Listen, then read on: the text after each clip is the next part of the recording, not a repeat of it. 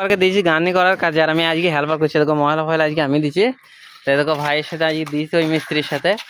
ওই মিস্ত্রি ভালো মিস্ত্রি, তা মাঝে মাঝে তো ভাই হেল্পার থেকেও কাজ শিখাইতে হবে।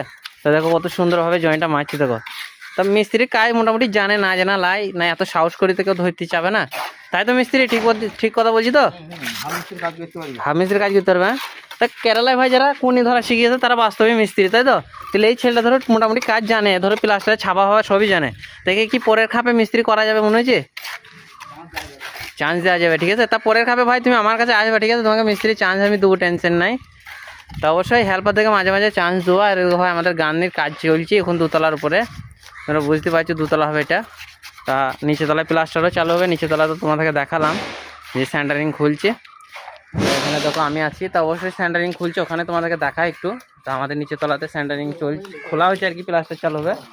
আমি যাই নিচে, তো তুমি অবশ্যই ভিডিওটা থেকে থাকো।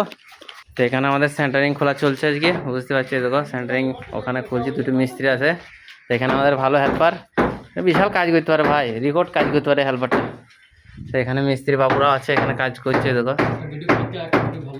বুঝতেই পারছো আমাদের এটা নিচে তলায়, এটা প্লাস্টার চালু হবে।